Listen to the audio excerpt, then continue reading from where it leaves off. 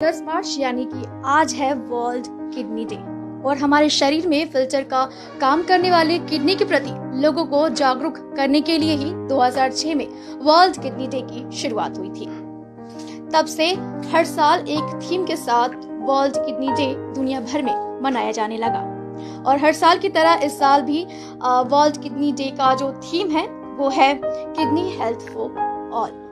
यूँ तो हम यंगस्टर्स को, एडल्ट को, हमारे जो माता पिता है उन सभी को किडनी की बीमारी हो ही जाती है, किडनी डैमेज हो ही जाती है। लेकिन जब बच्चों की बात आती है तो हम बहुत ज़्यादा डर जाते हैं, क्योंकि जब बच्चों की बात आती है तब हम सबसे पहले अच्छे कंसल्टेंट स्पेशलिस्ट है डॉक्टर के, उनके पास जाते हैं। ऐसे में बहुत किडनी से जुड़ी तमाम सवालों के जवाब जितने भी है उसका विस्तार से चर्चा करने के लिए हम पहुंचे हैं बर्धमान रोड में सिचुएटेड डॉक्टर प्रिंस पारक बाल रोग विशेषज्ञ। ये सिलीगुड़ी के जाने माने डॉक्टर है, बाल रोग विशेषज्ञ। और उसके साथ ही एक और डॉक्टर हमारे साथ जुड़ेंगे जो है डॉक्टर सुमुद्र राउत, ये भी किडनी रोग बाल रोग विशेषज्ञ है। तो चलिए उनसे बातचीत करते हैं।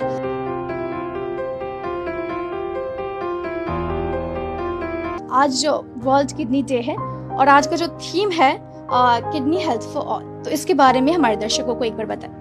देखिए, आज वर्ल्ड किडनी डे है और मैं एक पीडियाट्रिशियन हूँ, तो हमारा बच्चों की हेल्थ को लेके बहुत एडवोकेसी रहता है। पीडियाट्रिक हेल्थ, चाइल्ड हेल्थ को लेके हमारा एडवोकेसी रहता है। तो बच्चों की किडनी जो है, बच्चों को भी किडनी के कई तरह के रोग होते हैं और इसलिए आज वर्ल्ड हेल्थ डे पे जो हमारा थीम है किडनी हेल्थ फॉर ऑल, तो across all states and to every patient whosoever needs care for kidneys, उनको केयर मिलना चाहिए। और एज पीडियाट्रिशियन आज मैंने और हमारे और एक कलीग डॉक्टर सुमंत्र राउत जो कि पीडियाट्रिक नेफ्रोलॉजिस्ट हैं, हम दोनों ने सोचा कि कुछ एक्टिविटी की जाए जिससे किडनी रोग जो बच्चों में है, बच्चों के किडनी रोग के बारे में थोड़ी सी जागरूकता पैदा की जाए या सचेतना की जाए, अवेयरनेस किया जाए। इस डे को इसीलिए सेलिब्रेट किया जाता है ताकि अवेयरनेस क्रिएट किया जा सके किडनी रोग के बारे में। बहुत बार किडनी रोग जब बढ़ जाता है तब जाके पता चलता है कि किडनी का रोग है, जब तक वो बहुत आगे नहीं बढ़ जाता तब तक बहुत बार पता भी नहीं चलता है। इसीलिए दो चीज पे हमको फोकस करना है, एक तो प्रिवेंशन ऑफ किडनी डिजीज जहां जहां पॉसिबल है, दूसरा है अर्ली डिटेक्शन एंड डायग्नोसिस और उसका ट्रीटमेंट। तो अगर हम अर्ली डिटेक्ट करेंगे, अर्ली डायग्नोस करेंगे तो हम जो है बहुत बार जो है हम इसको ट्रीट भी बहुत अच्छे से समय पे कर पाएंगे। तो इन बातों पे हमें फोकस रखते हुए जो है इस वर्ल्ड किडनी डे को हमने सेलिब्रेट किया है। हमारे क्लिनिक में हमने आज सिट एंड ड्रॉ कंपटीशन करवाया है बच्चों को, ताकि वर्ल्ड किडनी डे पे थोड़ा एक एक्टिविटी और बच्चों का अवेयरनेस प्रोग्राम हम कर पाएँ। और काफ़ी सारे पेरेंट्स को हमने बुलाया, उनको हमने किडनी रोग के बारे में बताया। जो हमारे काफ़ी सारे पेशेंट्स हैं फॉलोअप की किडनी डिजीज़ के, उनको भी आज हमने बुला के उनसे बातें की, उनका फॉलोअप और उनका हालचाल जाना। और साथ ही साथ आज हम बहुत ही लकी हैं, हमारे साथ जो है डॉक्टर सुमंत्र राउत हैं जो कि पश्चिम बंगाल के पहले डीएम पीडियाट्रिक नेफ्रोलॉजिस्ट हैं और वो बहुत ही अच्छे बच्चों के किडनी के डॉक्टर हैं जो आज हमारे साथ हैं यहाँ पर। तो वो भी आज इस प्रोग्राम में शामिल हुए हैं और वो भी आपको काफ़ी कुछ बताएंगे बच्चों के किडनी के रोग के बारे में। तो यही है आज का प्रोग्राम। ओके, तो हम एक और सवाल पूछेंगे डॉक्टर सुमंत्र राउत से जो कि किडनी रोग विशेषज्ञ है, बाल किडनी रोग विशेषज्ञ। तो सर, मैं जानना चाहूँगी कि किडनी हमारे शरीर में बच्चों में क्या काम करती है। हेलो दोस्तों, मैं डॉक्टर सुमंत्रो। एट फर्स्ट मैं डॉक्टर प्रिंस को थैंक यू बोलना चाहूँगा for arranging all this thing. खास करके आज के दिन जो कि 10 मार्च है, ये एक वर्ल्ड किडनी डे है। डॉक्टर प्रिंस ने पूरा डिटेल्स बता चुके हैं इस दिन का अहमियत क्या है। जैसे कि आप लोग कॉमन पीपल तो जानते हैं कि किडनी की बीमारी पूरा दुनिया भर में कितना बढ़ रही है, खास करके एडल्ट में जिनको डायबिटीज़, हाइपरटेंशन के लिए होता है। लेकिन बहुत लोग सोचते हैं बच्चे को भी किडनी डिजीज होता है, कभी ऐसा पॉसिबल है क्या? अगर हो जाए तो ट्रीटमेंट क्या है, या फिर दूसरा चीज़ है होने से पहले प्रिवेंट कर सकते हैं क्या? यही सारे थीम लेके वर्ल्ड किडनी डिजीज हर साल किया जाता है। तो इस बार का थीम और कुछ ज़्यादा एसेंशियल है, वो है कि स्प्रेडिंग द अवेयरनेस। मतलब खुद जानो, अपने डॉक्टर, बाकी दोस्तों को बोलो, सारे हेल्थ केयर वर्कर को बोलो, सिर्फ यहीं पे लिमिट मत रखो, सारे जनरल पब्लिक को अवेयर करना है। क्योंकि पिता माता को, पेरेंट्स लोग को पता होना चाहिए कि ये सारे सिम्टम्स किडनी डिजीज के लिए हो सकते हैं। जल्दी से जाइए अपने लोकल चाहे स्पेशलिस्ट या अपने लोकल डॉक्टर को दिखाइए। अर्ली दिखाने से शायद बेहतर है कि ये डिजीज काफ़ी बार इजीली ट्रीट हो जाए और शायद लेट आने से ये कभी कभार नॉन ट्रीटेबल हो जाए। ये बीमारी पिकअप करना अर्ली, मतलब कितना अर्ली वो भी अगर पूछते हैं तो शायद बहुत बात होता है जन्म से पहले भी डिटेक्ट कर सकते हैं। लेकिन ये सारे अवेयरनेस चाहिए होता है। बहुत बार अवेयरनेस सिर्फ डॉक्टर लोगों के अंदर या हेल्थ केयर लोगों के अंदर होता है, लेकिन कॉमन पीपल में नहीं होता। We need to spread this message. बहुत सिंपल वर्ड में, हम लोग जो डेली पानी पीते हैं, जितना हम लोग नमक, डिफरेंट टाइप ऑफ सॉल्ट्स लेते हैं, जितना हम लोग खाना खाते हैं, उस चीज़ का कुछ अच्छा वाला पार्ट होता है जो हमारे शरीर में यूटिलाइज होता है, कुछ बुरा वाला वेस्टेज होता है जिसको हम लोगों को डिस्कार्ड करना होता है, वो डिस्कार्ड किडनी करता है, जो कि आप उसका बहुत लेमन लैंग्वेज में बोला जाए तो यूरिया क्रिएटिनिन बोलते हैं हम लोग। ये सारे टॉक्सिन्स होते हैं खाने से निकल के आते हैं, इसको निकालना, जो पानी हम लोग पी ले रहे हैं उसका एक्सेस पानी बाहर निकालना, और जो सॉल्ट हम लोग ज़्यादा एक्स्ट्रा ले रहे हैं उसका बैलेंस रखना है। ये 3 मेन काम है। इसके सिवा हड्डी मजबूत करना, खून बनाना, ये सारे भी बहुत एक्स्ट्रा काम होते हैं, तो इस नम को हमको ध्यान में रखना पड़ता है। ओके सर, तो जन्म से पहले और जन्म के बाद वाले बच्चे को भी किडनी की बीमारी हो ही जाती है, तो अगर ऐसा होता है तो सिम्टम्स क्या है, कैसे पता चलेगा कि हाँ मेरे बच्चे को किडनी की बीमारी हुई है या किडनी डैमेज हुई है, जन्म से पहले या जन्म के बाद? Very important question. इसके लिए मैं पहले ही बोल के दूं कि इस बार हमारे गवर्नमेंट ऑफ वेस्ट बंगाल की तरफ से एक paediatric kidney disease, little kidney disease के डिस्कशन के बारे में सिर्फ 1 पेजर प्लेकार्ड है, वो अवेलेबल भी है नेट में फ्रीली।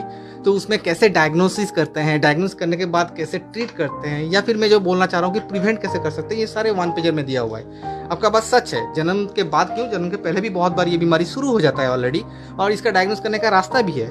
मैं सिंपल एग्जांपल के समझाऊं, जैसे कि प्रेगनेंसी के टाइम में मम्मी लोग अपना अल्ट्रासाउंड करवाते हैं, प्रेगनेंसी फॉर फीटस, तो उसमें काफ़ी बार देखा जाता है कि पेट के अंदर जो बच्चा है उसका किडनी में ऑलरेडी सूजन शुरू हो चुका है, जिसको हम लोग हमारे मेडिकल टर्म में एंटीनेटल हाइड्रोनेफ्रोसिस बोलते हैं। काफ़ी बार होता है, ये सारे इनोकुअस होते हैं, मतलब एक बार हाइड्रोनेफ्रोसिस हो भी जाए विदिन 1 ईयर और 2 ईयर्स जन्म के बाद ये धीरे धीरे ठीक भी हो जाएंगे, अराउंड 70 to 80%। बट 10 to 20% को आपको जन्म के साथ साथ ही ऑपरेटिव इंटरवेंशन चाहिए होगा, क्योंकि अगर आप नहीं जान पाओगे और आपको 2 साल 3 साल के बाद पता चला तब तक किडनी ऑलरेडी डैमेज हो चुका होगा। तो ये चीज़ जब एक बार रेगुलर एंटीनेटल स्कैन में मिल जाए तो एटलीस्ट अपने लोकल डॉक्टर के पास जन्म के तुरंत बाद ही कांटेक्ट कर लेना चाहिए, जहाँ पे वो लोग आपको दिशा दिखा पाए कि इसके आगे क्या, सिर्फ फॉलो अप करना है ताकि आपका बच्चा ठीक हो जाए, या कुछ मेडिकल इंटरवेंशन करना है, या कि कुछ सर्जरी वगैरह चाहिए होगा उस 3-4 दिन के बच्चे में ही।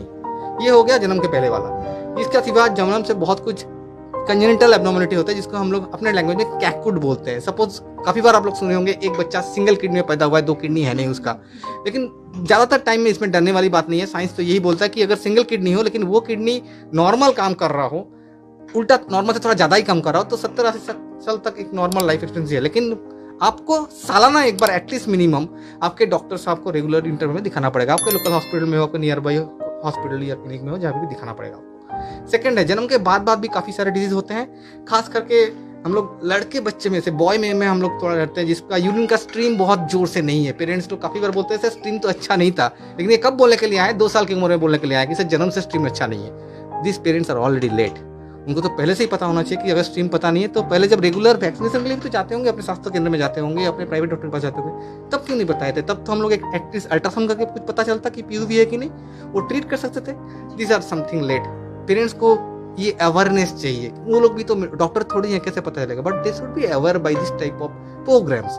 थर्ड है कि बहुत बार जन्म के टाइम में सिस्ट होता है, मम्मी लोग बोलते हैं मेरा एक बच्चा पहले था जो कि सिस्ट या कुछ था, मेरे को पता नहीं, बच्चा मर गया, ये वाला सेकंड बच्चा है। काफ़ी बार ऐसा अनफॉर्चुनेट होता है, लेकिन ये सारे कुछ जेनेटिक टेस्ट होता है। हो ही सकता था कि पहले बच्चे में अगर हम जेनेटिक करते तो ये दूसरा बच्चा पेट में रहते हुए ही पता चल जाता कि जेनेटिक बीमारी है, तो तब तक अगर डिसाइड हो जाता कि खराब वाला जेनेटिक है तो ये बच्चा हम लोग पेट के अंदर ही शायद उसमें हम लोग डिसाइड कर लेते कि इसको लाना है कि नहीं लाना है।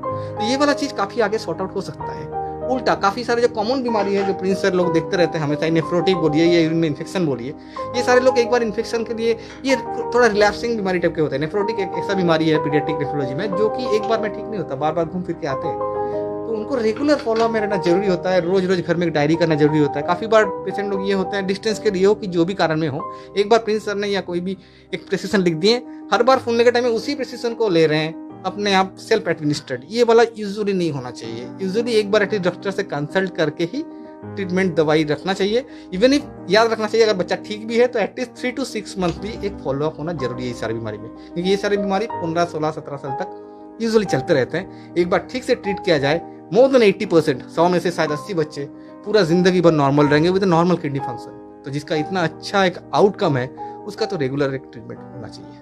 नो, तो ये सारे कुछ मैं गिने चुने डिजीज बोला, there are plenty of list. आज का दिन पूरा खत्म हो जाएगा अवेयरनेस करते हुए।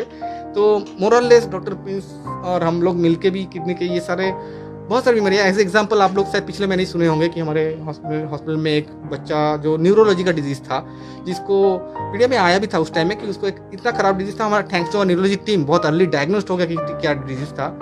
पेरेंट्स लोग शायद दोनों ही डॉक्टर थे as per I remember.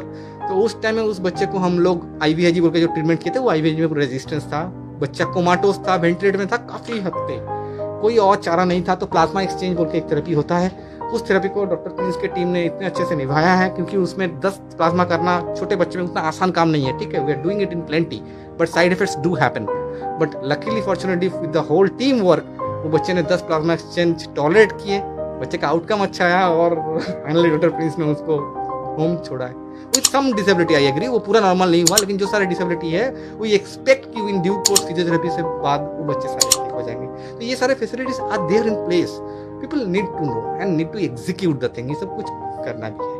Okay, तो हमारे साथ इस वक्त जुड़े हुए थे डॉक्टर प्रिंस पारख, जो सिलीगुड़ी के जाने माने बाल रोग विशेषज्ञ है। तो उनसे मेरा एक और सवाल है कि सर, यूरिन इन्फेक्शन और नेफ्रोटिक सिंड्रोम के बारे में हमारे दर्शकों को बताएं कि क्या है। यूरिनरी ट्रैक्ट इन्फेक्शन और नेफ्रोटिक सिंड्रोम ये दोनों अलग अलग एंटिटी है, लेकिन हाँ, बच्चों में अगर हम किडनी डिजीज के बारे में बात करें तो ये दो कॉमनेस्ट प्रेजेंटेशन होता है एक पीडियाट्रिशियन, एक शिशु रोग विशेषज्ञ के पास। सबसे पहले मैं यूरिनरी ट्रैक्ट इन्फेक्शन यानी यूटीआई के बारे में बात करूंगा। यूरिनरी ट्रैक्ट इन्फेक्शन जो है बच्चों में काफ़ी कॉमन है, लेकिन देखिए इसके कॉमन सिम्टम क्या है। बहुत छोटा बच्चा है तो हो सकता है पेशाब करने से पहले रोए, या फिर वेट गेन नहीं हो रहा है, बहुत इरिटेबल रहता है। बड़ा बच्चा है तो वो उसमें बुखार भी आ सकता है विद चिल्स, मतलब कांप के, और साथ ही साथ पेशाब करने से के वक्त दर्द होना, बार बार पेशाब जाना, पेशाब रोक नहीं पाना, अर्जेंसी फ्रीक्वेंसी जिसे हम बोलते हैं वो हो सकता है। एज वाइज जो है सिम्टम वेरी कर सकता है। ये यूरिनरी ट्रैक्ट इन्फेक्शन बहुत कॉमन है। बड़े बच्चों की अगर हम बात करें तो फीमेल्स में ज़्यादा कॉमन है, लेकिन अगर इन्फेंसी में बात करें तो बॉयज़ में भी बहुत कॉमन है। तो मेल फीमेल दोनों में ही कॉमन है, ऐसा बात नहीं। लेकिन अब इसमें क्या करना है, इसमें देखिए यूरिनरी ट्रैक्ट इन्फेक्शन में एक सिंपल यूरिनारी कल्चर ये तो हमें कराना ही है, अल्ट्रासाउंड का भी रोल है, और बहुत हमें ये देखना पड़ता है कि रिफ्लक्स हो रहा है कि नहीं। अगर यूरिन में इन्फेक्शन बार बार हो रहा है तो ये बहुत बार पेशाब ऊपर की तरफ जाता है और किडनी को धक्का मारता है। तो इस सिंपल भाषा में तो इसे रिफ्लक्स कहते हैं, वो देखना और उसको प्रिवेंट करना भी बहुत ज़रूरी होता है। इसलिए सपोज अगर 1 साल से कम का बच्चा है और उसको यूरिन में इन्फेक्शन हो रहा है तो हम लोग इन्फेक्शन को तो ट्रीट करेंगे 10 से 14 दिन। अगर हम अमेरिकन एकेडमी ऑफ पीडियाट्रिक की गाइडलाइन देखें या Indian society of paediatric nephrology की गाइडलाइन, तो 10 से 14 दिन तो एंटीबायोटिक देना है, लेकिन बहुत बार हमें यूटीआई प्रोफाइलेक्सिस भी देना होता है। यूटीआई प्रोफाइलेक्सिस जो है वो हमें लंबा टाइम तक लो डोज में एंटीबायोटिक हमें देना पड़ता है। इसके साथ साथ MCU यानी मिक्चुरेटिंग सिस्टोयूरेथ्रोग्राम करके भी हमको देखना पड़ता है कि रिफ्लक्स हो रहा है कि नहीं, यानी वो पेशाब ऊपर की तरफ जा रहा है। तो यूटीआई का जो सिंपल ट्रीटमेंट है यूरिनारी में टेस्ट करना और एंटीबायोटिक देना सिर्फ नहीं है, और उसका फॉलोअप जो है वो भी बहुत ज़्यादा ज़रूरी है, बहुत ही इंपॉर्टेंट है वो। यूटीआई यानी यूरिनरी ट्रैक्ट इन्फेक्शन, इसलिए हमको बहुत प्रॉम्प्टली ट्रीट करना है। इसमें हमें कई बातों का ख्याल रखना है। पेरिनियल हाइजीन यानी जो साफ सफाई है पेशाब के अंग के आसपास, उसका ख्याल रखना है, पानी खूब पिलाना है, इन बातों का ख्याल रखना है, और अपने शिशु रोग विशेषज्ञ से जो है रेगुलर आपको सलाह लेनी है। यूटीआई को हमेशा रेगुलरली मतलब छोड़ नहीं देना है ऐसे, या बढ़ने नहीं देना है। दूसरा ये है नेफ्रोटिक सिंड्रोम जो कि आपने पूछा, ये बहुत ही कॉमनली हम देखते हैं कि बच्चा फूल के, मतलब माता पिता हमारे पास लेके आते हैं वीडियो में, बच्चे का चेहरा फूल रहा है या पेशाब कम हो रहा है, पेट में सूजन आ गई है, पाँव में या पूरी बॉडी में सूजन आ गई है ना, पेशाब के आसपास की जगह भी फूल गई है, बहुत बार हम देखते हैं। तो उसमें क्या होता है, किडनी जो है वो जो बड़े बड़े प्रोटीन के मॉलिक्यूल है उनको जो है फिल्टर करके बॉडी को वापस लौटाती है। लेकिन अगर वो फिल्टर के साइज बड़ा हो जाए, कुछ ये नेफ्रोटिक सिंड्रोम में वही होता है कई कारणों से कि वो प्रोटीन लीक होता है पेशाब में प्रोटीन लीक होने की वजह से शरीर में प्रोटीन की कमी हो जाती है और शरीर में पानी भरने लगता है, इसलिए बच्चे में सूजन दिखाई देती है। साथ ही साथ इसमें बच्चे में जो है कोलेस्ट्रॉल वगैरह की मात्रा बढ़ जाती है। तो इसमें जो है ये बहुत ही कॉमन है। इसमें बहुत शुरू में जो है जो सबसे कॉमन है जो बच्चों में, तो उसको हम मिनिमल चेंज डिजीज बोलते हैं, और उसमें जो है स्टेरॉयड का रोल है। उसमें गाइडलाइन के हिसाब से कुछ हफ्तों तक हमको स्टेरॉयड मेडिकेशन देना पड़ता है, लेकिन कई बार ये स्टेरॉयड दवाई से रिस्पॉन्ड नहीं करता है, या उसके बावजूद भी हो जाता है, या बार बार होता है। तो फ्रीक्वेंटली रिलैप्स या स्टेरॉयड डिपेंडेंट नेफ्रोटिक सिंड्रोम, उसमें फिर कुछ और दवाइयों का प्रयोग करना पड़ता है। कभी कभार स्टेरॉयड रेजिस्टेंट भी होता है, उसमें भी फिर हमें फर्दर बायोप्सी करके आगे दवा ट्रीटमेंट देना पड़ता है। तो इसके लिए जो है अपने डॉक्टर की सलाह जरूर लेना ज़रूरी है, और इस तरह का कोई भी सिम्टम दिखे कि बच्चे में सूजन आ रही है तो तुरंत जो है डॉक्टर को दिखाना ज़रूरी है। नेफ्रोटिक सिंड्रोम काफ़ी कॉमन है। इसमें जो है प्रोटीन लीक होता है, इसलिए हम प्रोटीन की मात्रा भी रेगुलर बढ़ाने को बोलते हैं खाने में, और इसमें दवाई हमें देना है, रेगुलर फॉलोअप करना है।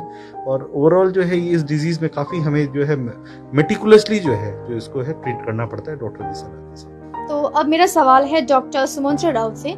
सर, बच्चों में डायलिसिस कैसे होता है, ये हमारे दर्शकों को बताएं। काफ़ी टफ सा सवाल है और जितना टफ सा सवाल है उतना टफ करना भी है। सही बोल रहे हैं, बच्चे में किडनी फेल्योर यूजुअली हमारे जब आईसीयू सेटिंग में जो बच्चे सारे भर्ती होते हैं इन्फेक्शन लेके, उसमें काफ़ी कॉमन है, स्टैटिस्टिक्स के हिसाब से 20-30% तक कॉमन है। उसमें से अराउंड 5-10% सीवियर किडनी फेलियर लेके एडमिट होते हैं जिनको डायलिसिस चाहिए होता है। अब इस सवाल का दो विंग्स है, एक है टेम्पोररी किडनी फेलियर जिसको हम लोग मेडिकल टर्म में एक्यूट किडनी इंजरी बोलते हैं, जिसको हम लोग को पता है कि ये ज़्यादातर टाइम में अच्छे से अगर ट्रीट करिए तो ये सारे किडनी फिर से अच्छे हो जाएंगे, they will have a near normal kidney in rest of the life. दूसरा है परमानेंट किडनी डैमेज जिसको हम लोग क्रॉनिक किडनी डिजीज सीकेडी बोलते हैं, जिसमें किडनी फेलियर परमानेंट है। उसमें अगर जो भी ट्रीटमेंट करना है उसको परसिस्टेंट रखना है, चाहे वो डायलिसिस हो, चाहे वो किडनी ट्रांसप्लांट हो, जो भी हो। तो एक्यूट में डायलिसिस करना एडल्ट तो काफ़ी ईजी है, काफ़ी पेरीफेरी में भी टेक्नोलॉजिस्ट लोग, हमारे जो एमटीज लोग होते हैं, दोस्त लोग, वो लोग कर देते हैं। बच्चे में ये थोड़ा टेक्निकली चैलेंजिंग है। बच्चे लोगों का एक्चुअली जब डायलिसिस होता है, दो तरह के डायलिसिस होते हैं, एक खून वाला और एक पेट में पानी वाला। तो एक को हम लोग हीमोडायलिसिस बोलते हैं पहले को, दूसरे को हम लोग बोलते हैं पेरिटोनियल डायलिसिस।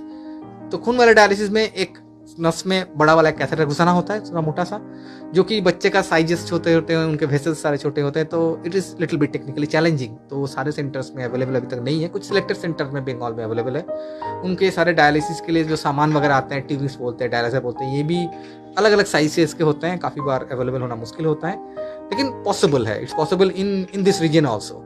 तो हम लोग उसको डायलिसिस करके, अगर कोई AKI होता है तो जब तक किस लिए किडनी फेलियर हुआ है, अगर इन्फेक्शन के लिए हुआ है तो इन्फेक्शन को भी ट्रीट करो, पैरेलल इनको डायलिसिस का सपोर्ट देते रहो। इसके बाद वी होप कि most of the baby will be getting cured. अगर किसी को स्नेक बाइट के लिए हुआ है, ज़्यादा कॉमन है वो इंडिया में, तो वो 4-5 या 8-10 डायलिसिस के बाद यूजुअली ज़्यादातर बच्चे ठीक हो जाते हैं, उस पर ओवरकम कर जाते हैं इस बीमारी को। It's good for us.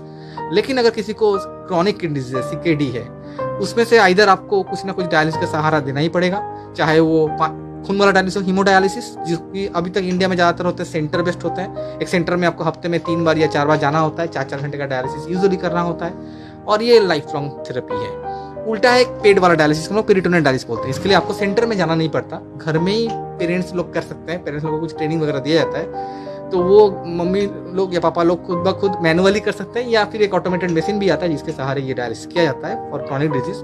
लेकिन पीडियाट्रिक्स में एज कम्पेयर टू एडल्ट्स में, जैसे अगर किसी को CKD परमानेंट डैमेज हो गया तो वो लोग डायलिसिस करेंगे 5 साल 10 साल, या अच्छे वाला डायलिसिस करने से और थोड़ा लंबा, जितना उनका लाइफ एक्सपीरियंस है।